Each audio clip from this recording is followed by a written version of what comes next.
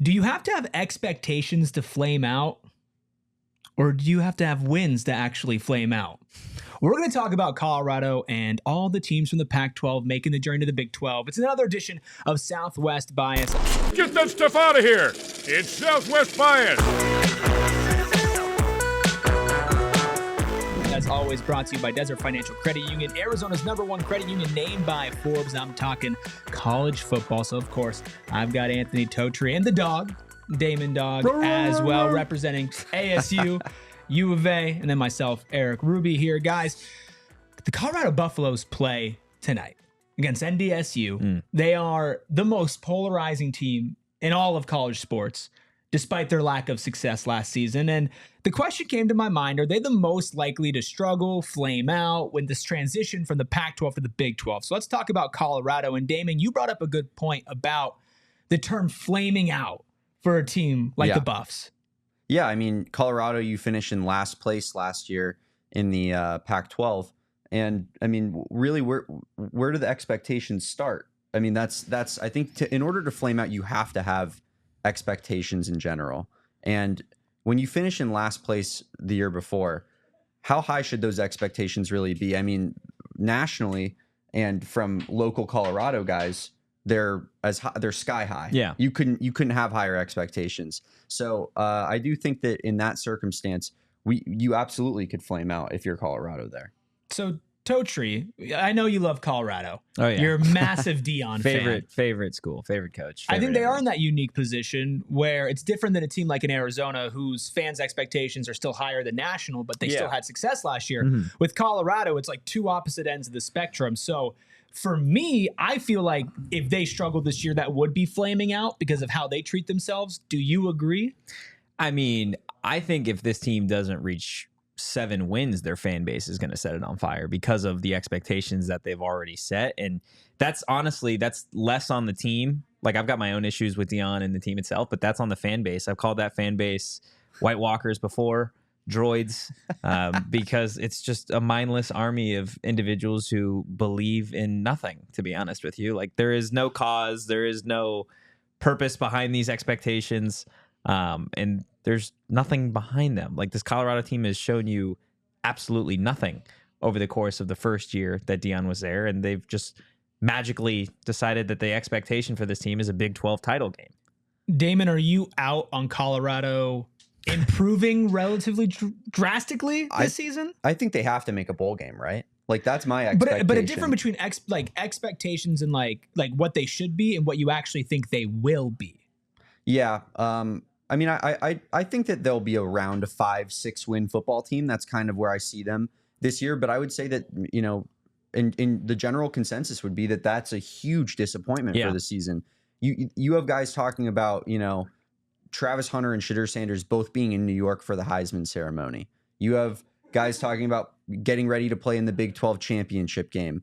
This is the kind of expectations that have been put on Colorado by their fans, by their media, and so I think it bodes like the question, like, absolutely they have to win at least 6 games in my eyes, or else it's a complete and utter failure. Yeah.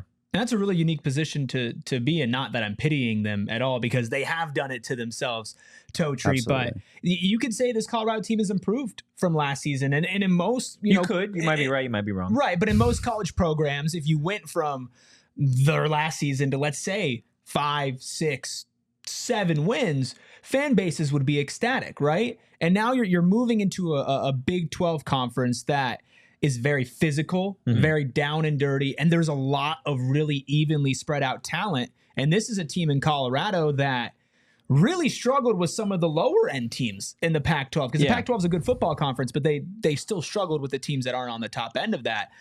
When it comes to conference play specifically, where are the parts that you see Colorado struggling the most in?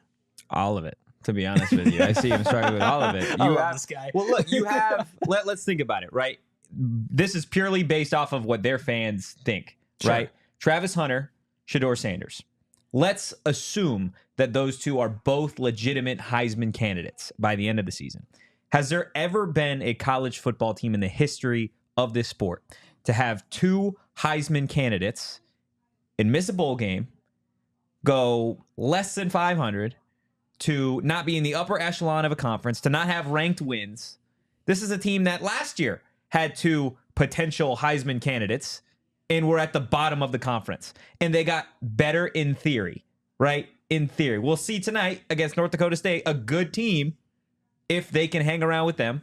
And even then, if they can hang around with them, then great. But nobody's going to really take this team seriously until they actually start to rack up wins. And that's something they couldn't do last year. Something I don't think they're going to be able to do this year. I mean, we'll really find out about the lines, I think, tonight. Sure. Because North Dakota State, I mean, that's a team that consistently puts linemen in the NFL. Yeah. Has linemen in the NFL draft. They got big boys. Yeah. You know, from the, you know, Nothing Midwest. to do in North Dakota to eat. Yeah. Nothing to do except bale hay. Yeah. And so, I mean, I think we're going to find out a lot about Colorado's line play against North Dakota State. Yeah. And that's going to show a lot, I think, about how much their improvement is going to be throughout the season. And I know everybody rags on the offensive line from last year, and rightfully so. It was one of the worst in college football. It was the worst. Well, here's the thing.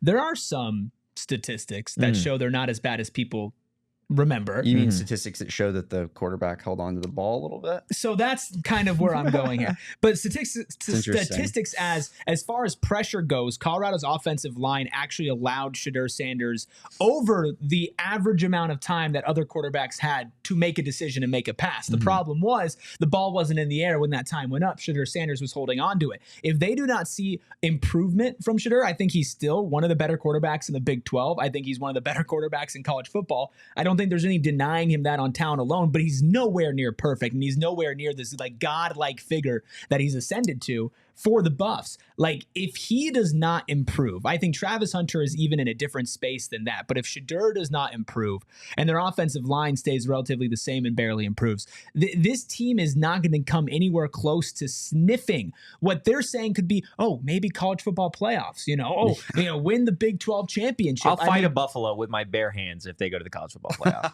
and I think it's so funny because I don't know, if I was a Buffs fan, I would be able to balance my excitement over everything because of, you were in the trenches, like the gutter of literally a 1-win season just a few years ago. And now the excitement and the media coverage around your program is a complete 180. But like, come on, you're setting yourself up for failure, Totri. Yeah, no, it's a down year for college football quarterbacks. That's what I'll say about Shedeur Sanders. He's fine. He's all right. Like, he's going to be a high pick regardless because of the hype, because his name is Shedeur Sanders. Somebody in my estimation is just going to have to bite the bullet on that pick. I don't think it's going to be a great NFL quarterback. Chargers, come on down. Stop it. I'm Stop kidding. that right now. I I'll mean, walk off this set. How did it become consensus basically from like places like 24/7 on 3? I'm seeing Big 12 quarterback rankings, and Noah Fafita and Jalen Daniels are consistently lower than Shedeur Sanders. And I mean, based off of what exactly? I think Jalen, it's the injuries, but Fafita, I understand where you're coming from. Well, you're saying they're putting Shedeur higher. Yes. Right? Okay. So, like, just based off of the recent events over the last 30 days, right? Colorado gets numbers, gets clicks, articles, videos, whatever, right? So, of course, you're going to put Shedeur higher in the rankings. Because if you don't get to cover Colorado, right? If you don't have red knees, then you are not allowed to cover that program. That's fair. It's fair. I'm going to just leave that as it is. I mean, it's also like these places, they want clicks, right? So wouldn't it be inflammatory to put Shedeur lower? Because then Colorado would be up in arms, and there'd be so but then many you wouldn't get to go interactions talk on the to tweet. Deion. Yeah, I guess that would maybe from a publication that doesn't send a reporter there to the Colorado media availability often. So let me at him. Now, listen, if you don't know, Totri is our host on PHNX Sun Devils every weekday at 1:30, and now also doing post-game shows as the season starts this weekend. This man in Colorado, it's just, dude, I've been saying heads. I've been saying since the moment he got hired, I wasn't a fan of the hire. He's not a good football coach. He just isn't, and that's okay. Great football player, one of the greatest athletes in the history of the world. Not a good football coach. That's okay. Just find something else. Be retired like the rest, like the other 90% of the NFL. It's okay. Go be an analyst somewhere. You don't gotta. This program is gonna crash and burn, dude. And I mean, they can enjoy the hype, they can enjoy the ticket sales, but when he's gone, which is gonna be sooner rather than later, you want to talk about somebody flaming out? that place is going to be set ablaze when he's gone. Okay, so then let's talk this season, right? Is it fair to say that out of Arizona, Utah, ASU, Colorado, that the Buffaloes are most likely to flame out? I want a quick answer from both of you. We'll take a quick break, and then we'll come back and talk about the other three schools quickly. Damon, your answer is... Yes, because I just looked at their schedule, and they've got the 5 hardest teams you possibly could play in the Big 12, and that's not going to bode well for them. And Totri, your answer is... Yeah, absolutely. I would have to agree with both of you, but let's maybe play around and experiment a little bit with these other teams and see what would have to happen for Colorado not to take that mantle. But first, I want to remind you guys that this edition of Southwest Bias is brought to you by Desert Financial Credit Union. For more than 84 years, basically 85, Desert Financial has been Arizona's largest and most trusted local credit union, and it's not just from an ad read, that is from me. For generations in my family, we've been trusting DFCU, only place I've ever held my money personally. But what they didn't do for me all the way back then was what they're going to do for you. If you open up a free checking account today, you're going to get $200 in bonuses. All you have to do is open up a free checking account online, get your 200 bonuses, and you can get started by visiting desertfinancial.com/200. Plus, they've got everything else from your checkings, your savings, your mortgages, loans, credit card options, all of that as well. But we all agree Colorado is set up on a house of cards, and they're probably going to collapse either this season or next, right? But let's talk about who are the other likely teams. Now, for Arizona State University, I don't think the expectations are high enough for them to be considered flaming out no matter what happens this season, right? Yeah, I'd say the expectation pretty much nationally and maybe even locally is 5 wins, Sure. which a lot of people think that this team will probably be lower than that. But if your expectations are the floor, it's hard to go further down, right? Yeah. So, I mean, you can't really flame out if you're Arizona State. I guess the only way this program, in my eyes, could somehow be worse than Colorado, like in terms of flaming out, is if you get yourself into another NCAA investigation. I think that's the only way realistically. But yeah, I don't think this is a program that has even that capability this year. On the same page, U of A guy and ASU probably can't really be considered a flame out or anything in Big 12 this season. I'd say it depends if you watch PHNX Sun Devils 5 days a week, because if you do, Here we go. you might hear a little bit of the rose-colored glasses with the rainbows and the unicorns. These guys like to pump it up. Must a be little watching bit. a different show, man. Yeah, I But, don't I mean, remember any of our what win if- predictions. what being I'd say 5 to crazy. 7 wins Yeah. every day, man. Top 4 defense in the Big 12. Yeah. What about that is crazy to you? If I say this That's team's the going to have a top top 5 defense, but they're going to win 5 football games.